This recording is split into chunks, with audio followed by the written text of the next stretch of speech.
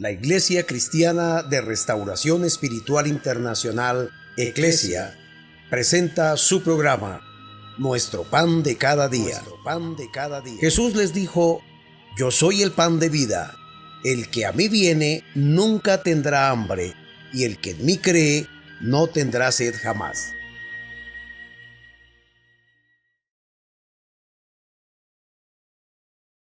Dios les bendiga, su pastor y amigo Oscar Orjuela Gómez. Felices de llegar hasta sus hogares para avanzar en este hermoso discipulado. Ya hemos visto cómo culminará todo el asunto de la raza humana, de los tratos de Dios con la vida del hombre, y cómo un pueblo que le ha creído a Dios ha permanecido y permanecerá por la eternidad. Ahora quiero regresar un momento para mirar no qué va a pasar allá en la eternidad, porque ya lo sabemos.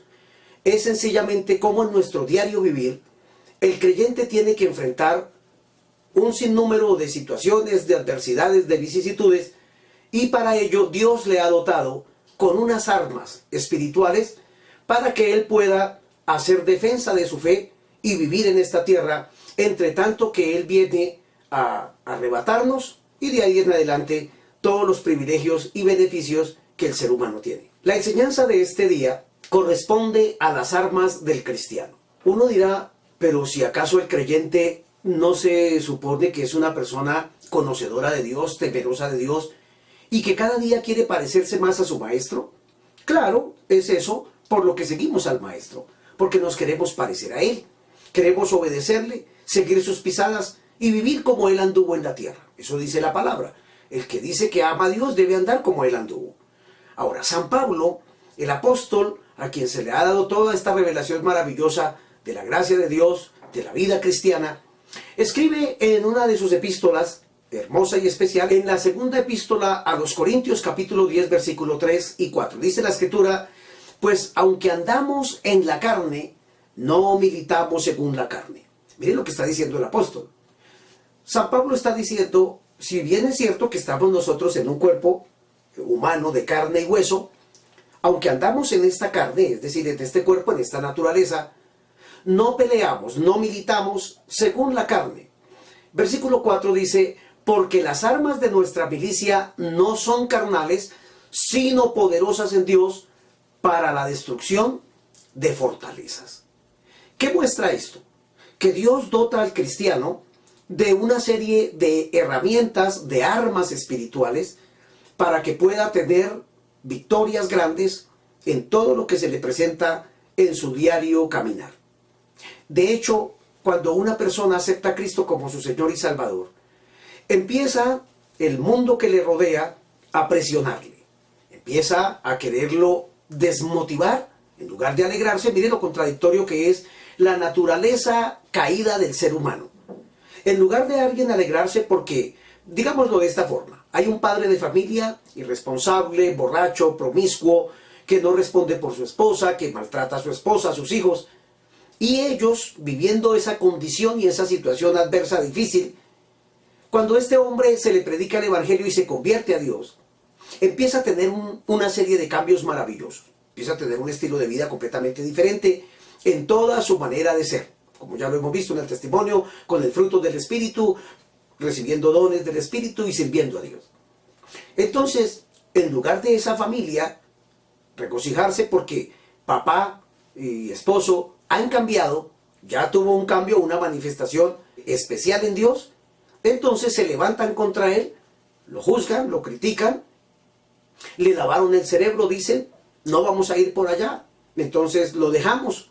Y empieza a tener una serie de dificultades. Por eso Dios le dota de estas armas espirituales para que él pueda siempre hacer una defensa en pro de su fe. Para que él sepa cómo defenderse y no necesita pelear literalmente a golpes contra su prójimo. No necesita pelear con él. Es decir, la guerra de un cristiano no es discutir, pelear contra las personas que le rodean, sino, como dice el apóstol Pablo, con las fuerzas espirituales del diablo, del mal, de los demonios, de la carne, de las tentaciones, de las luchas, y para ello Dios lo dota de estas armas. Son bastantes. mencionaré solamente 7. 7 que son importantísimas, que son básicas, que son especiales y que las vamos a mirar a continuación. Número 1 de esas armas poderosas que Dios le ha dado al cristiano es la oración. Dice la palabra del Señor en el capítulo 21, verso 22 del Evangelio según San Mateo: y todo lo que pidiereis en oración creyendo, lo recibiréis. Esta es una promesa maravillosa, muy especial. Todo lo que pidiereis en oración creyendo, lo recibiréis. ¿Pero qué es orar? Es la primera arma, he dicho, un arma poderosísima que todos los cristianos, desde que el Señor la estableció allí en Pentecostés, a su iglesia, a su amada, hemos pasado todas las adversidades y hemos tenido victorias maravillosas y especiales a través de esa arma poderosísima que es la oración. ¿Pero qué es orar? Bueno, orar es hablar con Dios, es tener esa comunión con nuestro Creador y poderle compartir a Él y decir, aunque Él lo sabe todo, claro, Él todo lo conoce, conoce mis pensamientos, conoce las intenciones de mi corazón y sabe, antes de que yo me presente ante Él, Él ya sabe lo que le voy a decir. Con todo y eso, el Señor deja unos parámetros establecidos que son muchos en la Biblia. Digamos que solamente mencionaré 1 o 2 pasajes de cada una de estas armas, porque son abundantes, son decenas y en ocasiones centenares de pasajes hermosos que nos hablan tocante a esto. Si orar es hablar con Dios, es tener comunión con Dios, es compartirle a Dios todo lo que nosotros pensamos, sentimos, hacemos o queremos hacer, pues lo hacemos a través de la oración. Y todo, dice el escritor que hemos citado, todo lo que pidierais en oración, creyendo, lo recibiréis. Palabras del Maestro, del Señor Jesucristo, y que Mateo las registra de esa manera en el libro que ha escrito. Pero dice algo más la palabra del Señor. Un pasaje tan conocido es Mateo capítulo 6, del versículo 5 en adelante, como por allá hasta el verso 15. Y muchos más pasajes como Lucas. Dice la Escritura en esos 2 pasajes que los discípulos se reunieron aparte con el Maestro y le dijeron, enséñanos a orar. Y me llama muchísimo la atención que hay personas que suponen que orar es repetir mecánicamente un rezo que se aprendieron. Y Jesús dijo enfáticamente en el versículo 5 del capítulo 6 de Mateo, y cuando ores, no seas como los hipócritas, porque ellos aman el orar en pie en las sinagogas y en las esquinas de las calles para ser vistos de los hombres. De cierto os digo que ya tienen su recompensa. Es decir, el premio que Dios les va a dar a ellos, pues es sencillamente eso, su hipocresía de querer que la gente los vea. Dijo más el Señor, versículo 6, mas tú, refiriéndose al cristiano, al que tiene comunión con Dios, al que le ha aceptado y al que va a utilizar esta arma poderosísima que es la oración, mas tú cuando ores, entra en tu aposento y cerrada la puerta, ora a tu Padre que está en secreto, y tu Padre que ve en lo secreto te recompensará en público. Son muchos centenares de testimonios que tenemos de cómo Dios ha respondido a nuestras oraciones. En cualquier momento, en enfermedad, en dolor, en sufrimiento, en angustias, en escasez, en persecución, incluso enfrentando la muerte. Muchísimas veces. Pero ha habido siempre esa arma en nuestro corazón, en nuestros labios, para decirle a Dios, Señor, tu palabra dice, la Biblia dice, nos diste una promesa, creo a esa verdad, y empezamos a orar. Señor, tú sabes lo que me pasa, glorifícate, todo lo entrego en tus manos. Qué hermoso es saber que Dios está interesado en que hablemos con Él. Digámoslo de esta forma, cuando uno se enamora, quiere hablar con esa persona todo el tiempo. Después de que termina de hablar, le sigue escribiendo mensajes, le manda cartas y un sinnúmero de detalles porque quiere tener esa perfecta comunión con esa persona y no quiere desprenderse de dialogar. Es exactamente lo que pasa o debiera pasar cuando la persona acepta a Cristo como su Señor y Salvador. Ahora debe estar conectado con el cielo mediante la oración. Pero dijo algo más el Señor en el versículo 7. Y orando, no uséis vanas repeticiones como los gentiles que piensan que por su palabrería serán oídos. Es decir, hay gente que en la religión, ya lo hemos dicho, nos enseñaron a rezar. Y bueno, los que rezan son los brujos, los hechiceros, los agoreros, los mentalistas, los sortílegos, los encantadores, los adivinos, los magos. Y bueno, tanta gente que ofende a Dios porque no conocen las Escrituras. El Señor dice, cuando tú vayas a orar, cuando vayas a hablar conmigo, no empieces a repetir una retahíla que te enseñaron. No pienses que por tus vanas palabrerías serás escuchado. Versículo 8. No os hagáis pues semejantes a ellos, porque vuestro Padre sabe de qué cosas tenéis necesidad antes que vosotros le pidáis. Ahora, me decía un creyente nuevo: pastor, pero si Dios ya sabe lo que le voy a pedir, pues mejor no oro. ¿Para qué le hablo si Él ya sabe lo que le voy a pedir? Bueno, es que Dios quiere que le pidamos. Él dice: pídeme y te daré las naciones. Algo más dijo el Señor, tocante a la oración: clama a mí, yo te responderé. Te enseñaré cosas grandes, ocultas, que tú no conoces. Conocer las Escrituras, estudiar la palabra de Dios y conocer qué piensa Dios, cómo se mueve, pues no se logra sino a través de la oración. A través de la oración hemos podido ganar muchas centenares y miles de victorias. Todos los cristianos de todos los siglos, de todos los tiempos, hemos hecho uso de esta gran arma y a Dios agradecemos. Acuérdense que no es repetir. Mateo sigue diciendo en ese pasaje hermoso, en la enseñanza que Jesús le da a los discípulos, desde el verso 9 en adelante hasta el 15, vosotros oraréis pues así: Padre nuestro que estás en los cielos, santificado sea tu nombre. Pero note algo, no es la oración repetitiva, lo que está diciendo es que hay un orden en esa oración. Es decir, que toda oración va dirigida al Padre. Padre nuestro que estás en los cielos, santificado sea tu nombre. Qué bueno sería empezar cada oración dando gracias a Dios y reconociendo que Él es grande, que Él es santo, que Él es bueno, que Él es maravilloso. Y luego viene una serie de peticiones que tienen que ver más con las necesidades del ser. Padre nuestro que estás en los cielos, santificado sea tu nombre. 3 cosas importantes para tomar en cuenta en la oración: glorificar a Dios, exaltarlo y reconocer su grandeza, su poderío en nuestras vidas. Pero de ahí en adelante, la oración modelo que Jesús enseñara, la cual se conoce como el Padre Nuestro, continúa diciendo: venga tu reino, así como se hace la voluntad de Dios en el cielo, que se haga aquí. Que venga el reino de Dios a la tierra, a mi hogar, a mi vida, a mi familia, a mis amigos. Hágase tu voluntad como se hace en el cielo, también se haga en la tierra. Tristemente aquí en la tierra nadie quiere hacer la voluntad de Dios. Cada uno quiere hacer su propia voluntad. Por eso nos enseñó a orar, para que sujetemos nuestra libertad de elección y se ajuste perfectamente a la voluntad de Dios, y de esa manera poder tener unos resultados obviamente mejores en toda nuestra manera de vivir, con nuestros hogares, familias, trabajos, etc. Algo más dice: el pan de cada día danoslo hoy. No solamente el pan literal, físico, el que alimenta y nutre nuestros cuerpos, no, el pan espiritual también, la palabra de Dios. Usted tiene un privilegio: si ha seguido y seguirá llevando estas secuencias, todos los días estaremos dando ese pan de cada día, la palabra de Dios, para que se alimente su espíritu, su alma. Pudiéramos mencionar: líbranos de toda tentación, guárdanos de todo mal, de todo peligro, y pudiéramos pasar todo el día orando. Y de hecho, no necesitamos ni estar de rodillas ni en un lugar para orar. Necesitamos sencillamente invocar el nombre del Señor en todo lo que hagamos y dejar que Él sea partícipe de toda nuestra manera de ser. Un arma poderosa que sirve para todo.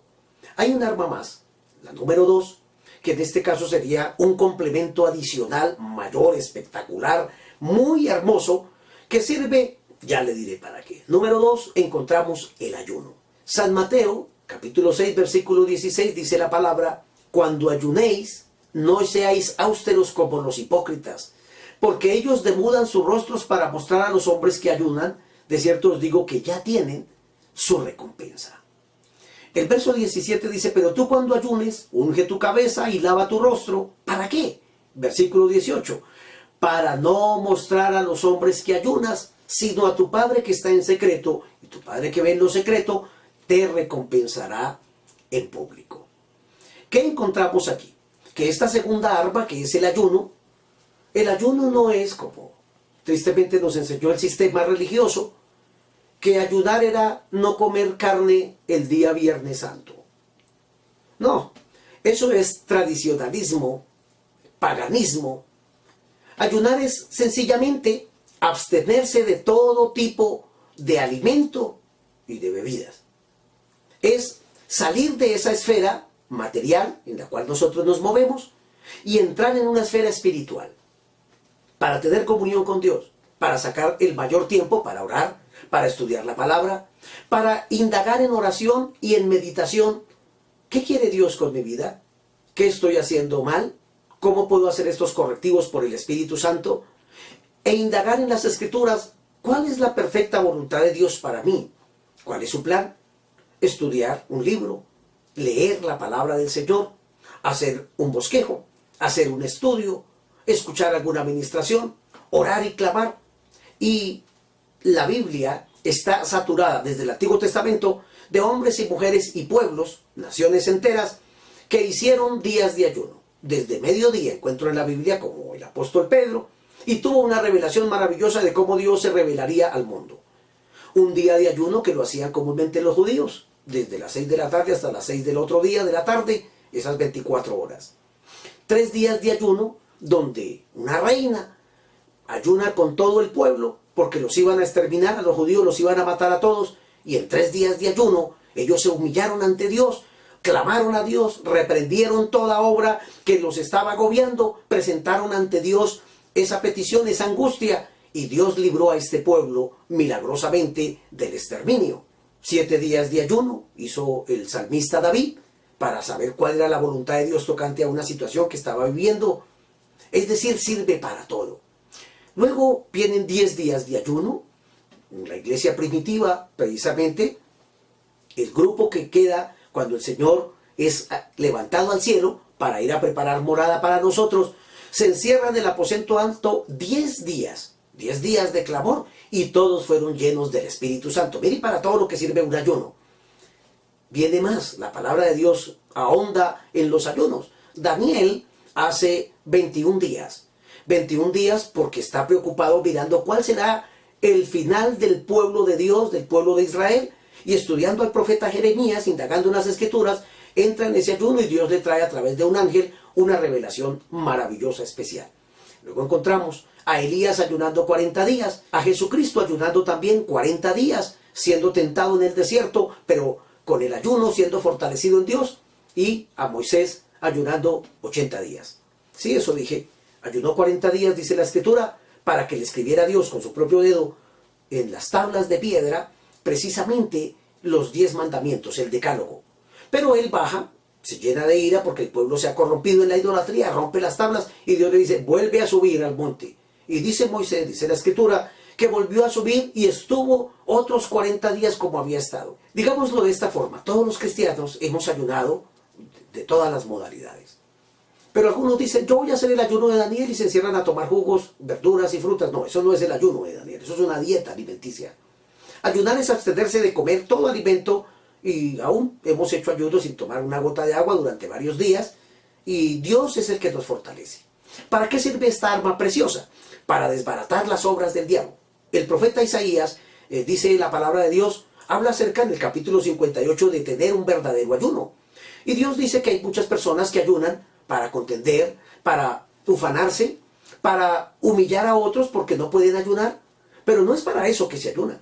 Se ayuna es para fortalecerse en Dios, para que esta carne, que quiere gobernar sobre el espíritu, sobre el alma, como que quiere motivarnos a hacer lo que no le agrada al Señor, la podamos vencer, para vencer al enemigo, para romper todo yugo y toda obra de las tinieblas. Hemos orado, hemos ayunado, no para cambiarle a Dios por el ayuno un favor, no se hace para eso, es para humillarse delante de Dios, es para doblegarse delante de Él y decirle, Dios, porque no sé cómo salir de esta situación, llámese un vicio, una tentación, una atadura, algunas deudas, enfermedades, persecuciones. Bueno, hemos tenido un sinnúmero de adversidades que a través del ayuno todas las hemos podido romper para la gloria de Dios, porque es un arma maravillosa, especial y poderosa. Hemos hablado de la poderosa arma de la oración, de la poderosa arma del ayuno, y ahora vamos a mirar otra poderosa arma, la número 3, que es la vigilia. Dice Marcos capítulo 14, el verso 38, dice la palabra, velad y orad para que no entréis en tentación. Y dijo algo más Jesús, el espíritu a la verdad está dispuesto, pero la carne es débil. Ahora, ¿qué es una vigilia? Bueno, una vigilia es un periodo de tiempo de 3 horas.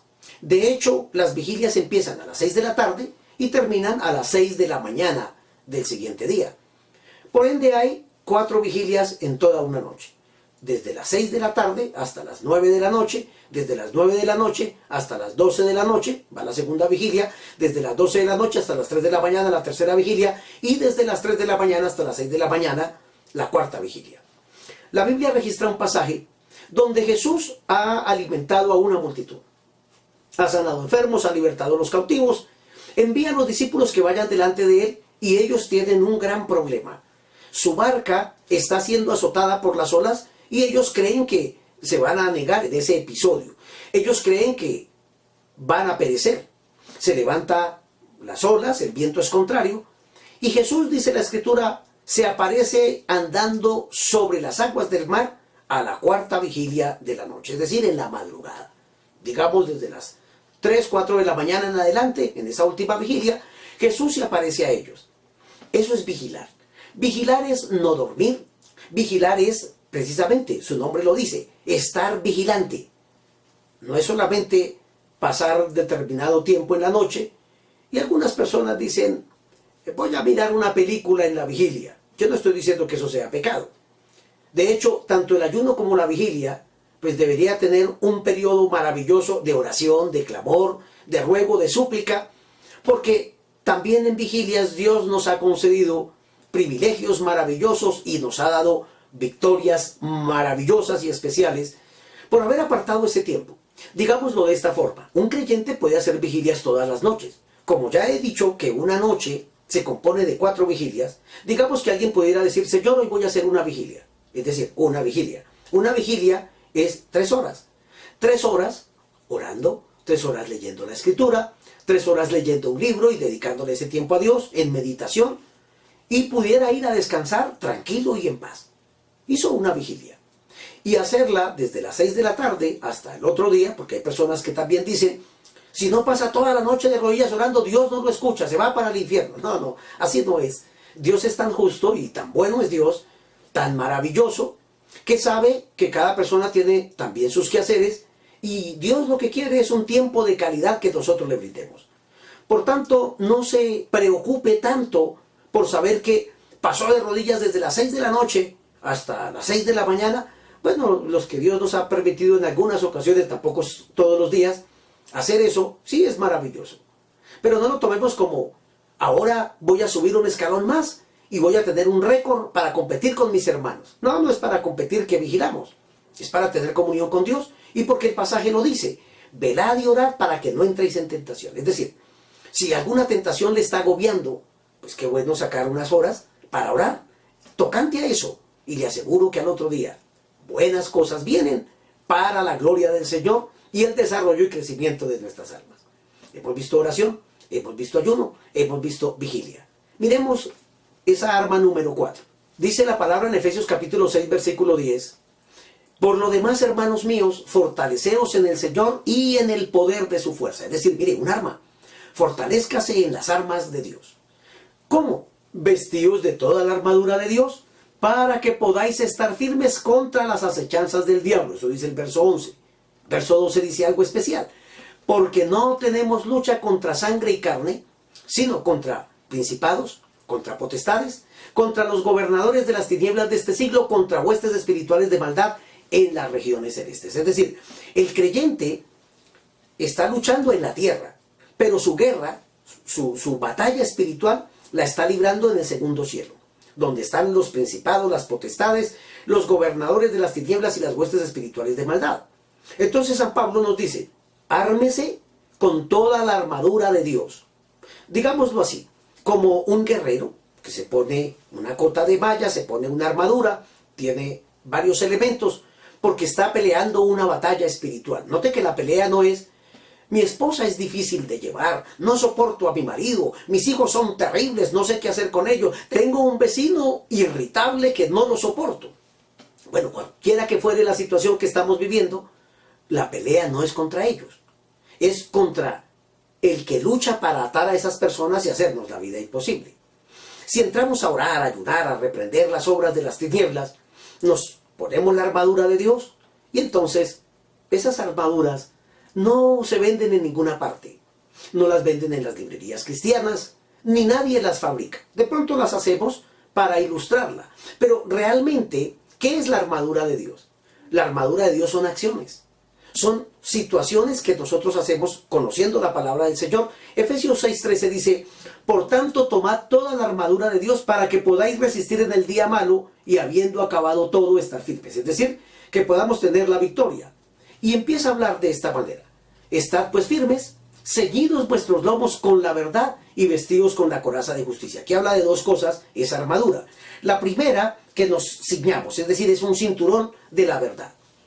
Yo he visto creyentes que le dicen a las congregaciones, ministros, hermanos, vamos a ponernos la armadura. Y todo el mundo empieza a hacer el simulacro de ponerse y arreglarse, y ya vamos a pelear contra el diablo, vamos a pelear, aquí estamos, y empiezan a marchar. Bueno, la ilustración pueda que sea aceptable, pero la armadura de Dios no es algo que uno se coloca. La armadura de Dios es lo que yo practico en el Evangelio. Por eso quiero enfatizarlo de esta manera. Ceñidos vuestros lomos con la verdad, es decir, amárrese la cintura con un cinturón de la verdad. ¿Qué quiere decir esto? No diga mentiras, diga siempre la verdad. Cuando un cristiano dice la verdad, ahí se está amarrando el cinturón de una armadura. Dice algo más, y vestidos con la coraza de justicia, lo que protege toda la parte, digamos, los órganos principales, el corazón. ¿Qué está diciendo Dios? Si tú tienes la armadura de Dios y eres injusto, maltratas a las personas, haces acepción de personas, entonces no tienes armadura. Así haga el simulacro que se la pone. Y algunos cristianos dicen, me la voy a poner para dormir, para poder dormir en paz. De hecho, los guerreros no dormían con la armadura. Ellos se ponían la armadura para salir a pelear. Y luego se la quitaban, sin lugar a dudas. No andaban todo el tiempo con una armadura. El cristiano, si aprende a ser justo, a hacer justicia, a decir la verdad, a defender al que necesita, a no hacer acepción de personas, ya se está armando de la coraza de justicia. Pero dice algo más, calzados los pies con el apresto del Evangelio de la paz. ¿Cuántos creyentes hay que dicen, ya me puse el apresto del Evangelio y quiero ir a conocer las naciones para conocer culturas y comer comida diferente de mi país? No, no es eso para que nos da Dios el apresto del Evangelio en el calzado.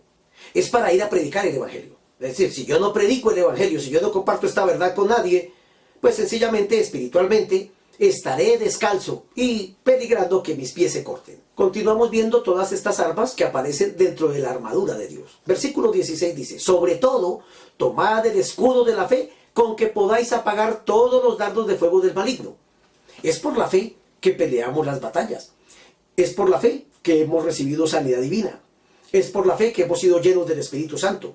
Es por la fe que Dios ha tratado con nuestros enemigos. Es por la fe que Dios nos ha dado bendiciones y provisiones maravillosas. La fe es creer. No es salir con un escudo y decir, todo se tiene que dar. No, no funciona de esa manera. No es una varita mágica. Es creerle a Dios. Y para creer a Dios y que esas promesas de la Biblia salten de la palabra y se vuelvan una realidad en nosotros, pues debo conocer las Escrituras. Dice algo más. Y tomad el yelmo de la salvación y la espada del Espíritu, que es la palabra de Dios. El yelmo de la salvación es precisamente lo que llamaríamos como el casco de un guerrero. ¿Qué está diciendo Dios? Que nuestra mente, nuestros pensamientos deben estar cimentados en la palabra de Dios. No es literalmente ponerse un casco y salir allá a lucir lo dorado del casco, sino tener pensamientos centrados en Dios. Y la espada del Espíritu, que es la palabra de Dios. Es decir, un creyente que no estudia la Biblia, que no estudia la palabra del Señor, no va a poderse defender de las tinieblas. Jesús reprendió a Satanás cuando estaba siendo tentado en el desierto y por la palabra, por la espada, le dijo, escrito está 3 veces. Y Satanás tuvo que huir de él. De igual manera, Satanás tiene que huir de nosotros. Santiago lo dice de esta manera, resistid al diablo y de vosotros huirá. Qué bueno es saber que si yo vivo para Dios y tengo esa espada del Espíritu, entonces Dios me va a ayudar. Pero termina el pasaje diciendo, en el verso 18, orando en todo tiempo con toda oración y súplica en el Espíritu Santo y velando en ello con toda perseverancia y súplica por todos los santos. Es decir, este paquete de armas espirituales son maravillosos, sirven para todo, pero son acciones. Miremos otra arma especial. El arma número 5 es la palabra de Dios. San Pablo, escribiendo a los Colosenses en el capítulo 3, versículo 16, dice la Escritura, la palabra de Cristo mora en abundancia en vosotros, enseñándoos y exhortándoos unos a otros en toda sabiduría, cantando con gracia en nuestros corazones al Señor, con salmos e himnos y cánticos espirituales.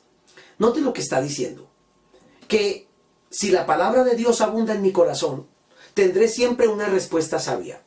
Sabré cómo actuar en medio de las adversidades que se me presentan.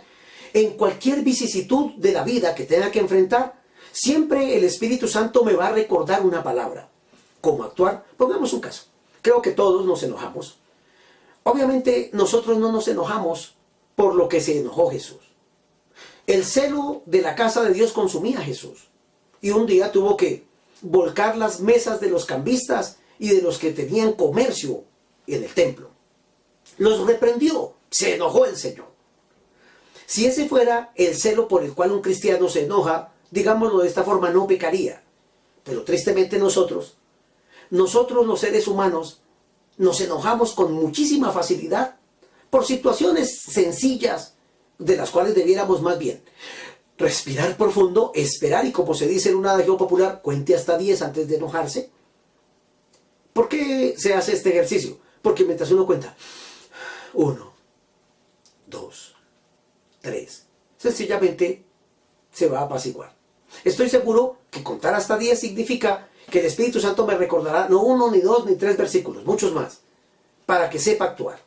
La palabra de Dios abunde en vuestros corazones. ¿Para qué? Para que cantemos y nos dirijamos con cánticos espirituales, con himnos, con la palabra de Dios, con testimonios, con una promesa. Es decir, si la palabra abunda en mí y debo usarla como un arma espiritual. Si conozco la verdad de Dios, si estudio las Escrituras, sabré cómo actuar correctamente en medio de cualquier adversidad. El verso 17 dice, y todo lo que hacéis, sea de palabra o de hecho, hacedlo todo en el nombre del Señor Jesús, dando gracias a Dios Padre por medio de Él. ¿Qué significa esto? Sencillamente que todo lo que hagamos en la vida, si lo hacemos para Dios, para la gloria de Él, Dios se moverá, nos ayudará y en lugar de estar enojados, sufriendo y luchando, tendremos una victoria asegurada y nuestra vida será maravillosa y un ejemplo y un testimonio para la gloria de Dios. El arma número 6 que quiero mencionar en esta hora es precisamente el testimonio. El testimonio de nosotros como cristianos. Ya en un pasaje anterior, en un capítulo anterior, lo miramos, pero quiero enfatizar básicamente esto. Jesús dijo en Mateo capítulo 5, versículo 3, vosotros sois la sal de la tierra. Pero si la sal se desvaneciere, ¿con qué será salada? No sirve más para nada, sino para ser echada afuera y hollada por los hombres. Es decir, si yo soy la sal sirve para preservar. Digamos que a la carne la frotamos con sal para que no se dañe, para que se mantenga. Nosotros, los cristianos, porque el Espíritu de Dios vive en nosotros, porque Dios está con nosotros, somos eso, somos sal. Por causa de la iglesia, Dios no ha derramado todos los juicios que Él tiene porque el ser humano ha hecho enojar a Dios sobremanera. Pero porque está la iglesia, que es la sal de la tierra, Dios se abstiene por el momento de derramar los terribles juicios. Cuando la iglesia sea quitada, por eso en la gran tribulación vimos, los juicios de Dios serán desatados porque Dios está irado con el ser humano. Somos sal.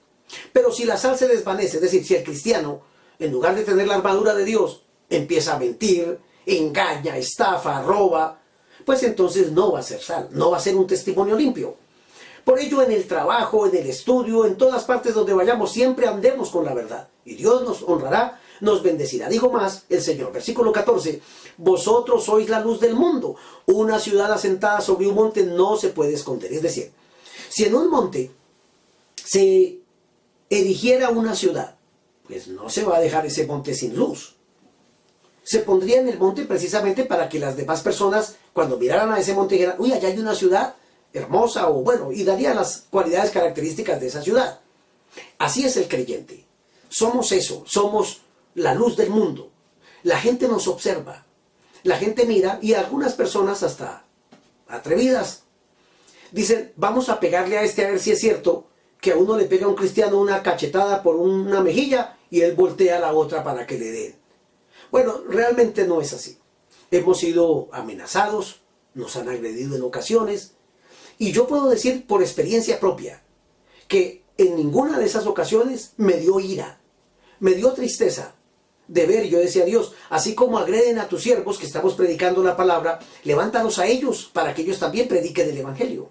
Cuando Dios vive dentro de nosotros y nos dota de estas armas espirituales, nuestro testimonio es la más grande y poderosa predicación.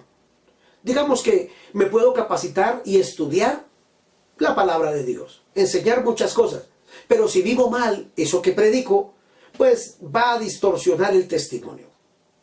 Sin embargo, si yo vivo lo que predico y predico lo que vivo, pues entonces el mundo entero sabrá a mi alrededor que me conoce, es verdad. Lo que esta persona dice es cierto, y ahí nos constituimos en un ejemplo a seguir, para que otros quieran conocer también a nuestro amado Señor y Salvador. Y termino con el arma número 7. Y esta arma, ya he dicho que son muchas más, pero estas son básicas dentro de la vida de un cristiano, y es la fe. Dice el escritor a los Hebreos capítulo 11, versículo 1, es pues la fe la certeza de lo que se espera, la convicción de lo que no se ve. Es decir, la fe es una confianza absoluta en Dios.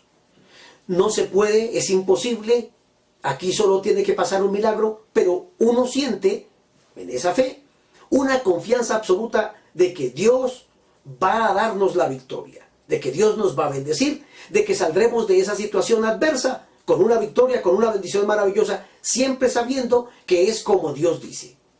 El verso 6 de ese capítulo dice, pero sin fe es imposible agradar a Dios, porque es necesario que el que se acerca a Dios crea que le hay y que es galardonador de los que le buscan. ¿Qué muestra esto? Que Dios está interesado en que yo crea en sus promesas, en su palabra, que haga uso de mi fe y la ponga en un continuo desarrollo. De hecho, los apóstoles en una ocasión le dijeron al maestro, Señor, aumentanos la fe. Y Jesús les dio una enseñanza maravillosa. Y tomó, por ejemplo, una semilla de mostaza. Si tuviéramos aquí en el estudio una semilla de mostaza, que es de hecho muy pequeñita, hay que mirarla así. Jesús dijo, no necesitan tener una fe grande. Más bien es una fe activa. Si ustedes con un grano de la semilla de mostaza comparan su fe, dijo Jesús, así de pequeña necesitan la fe. Es decir, una fe activa. Una fe que le crea a Dios lo que dice en su palabra. ¿Para qué? Para que cuando se llegue el momento oportuno de hacer uso de esa fe, digamos, Dios, tu palabra dice que por tus llagas nosotros fuimos curados. Está haciendo una aplicación de lo que la Biblia dice para, en este caso, recibir sanidad divina. Si es una escasez que está pasando el creyente, le puede decir a Dios, Dios, tu palabra dice que tú eres nuestro Jehová Jireh, nuestro proveedor, y como diste la provisión para Abraham, allí en el altar del sacrificio de Isaac, Dios, yo echo mano de esa palabra y creo a esa promesa. Tú eres mi proveedor, tú lo vas a hacer. Voy a confiar en ti, espero y creo. Y así hemos visto a Dios obrar un sinnúmero de milagros, de manifestaciones maravillosas a nuestro favor y al de nuestros hogares, familias, también al de nuestra nación. Sirve para todo la fe. ¿Cuál es la fe que vence al mundo? Bueno, termino diciendo en este pasaje, en la primera epístola del apóstol San Juan, capítulo 5, versículo 4, porque todo lo que es nacido de Dios vence al mundo, y esta es la victoria que ha vencido al mundo, nuestra fe. Es decir, si nosotros confiamos en Dios, tenemos fe en Él, dice la Escritura en ese versículo 5, ¿quién es el que vence al mundo sino el que cree que Jesús es el Hijo de Dios? Entonces mire que hemos visto armas hermosas que si las usamos todos los días en nuestro diario vivir, Dios se agradará en cumplir las promesas que Él nos ha dado en su palabra. Pero acuérdese que esto no funciona sino solamente para los hijos de Dios. Y para tener estas armas espirituales, si no soy hijo de Dios, tristemente nada recibiré. Pastor, ¿cómo hago entonces? Porque hoy es la primera vez que veo el programa. Perfecto. Acepte a Cristo en su corazón y reconozca que usted, por ser un pecador, está alejado de Dios y el pecado lo llevará a un infierno de condenación eterna, a un lago que arde con fuego y azufre. Pero hoy es día de salvación. Si ahora se arrepiente, le dice, Señor, de todo corazón, perdona mis pecados. He hecho mal las cosas. Quiero tener estas armas. Quiero vivir una vida victoriosa, de éxito en toda mi manera de ser. Y cuando hablo de éxito, Dios, yo lo que quiero es no ser famoso. Quiero que tú me perdones mis pecados y que yo pueda conocer la palabra, pueda conocer esta verdad y hacer uso de ella por la fe para la gloria tuya. Dame estas armas, Dios, para ser un cristiano victorioso en Jesucristo mi Señor. Amén.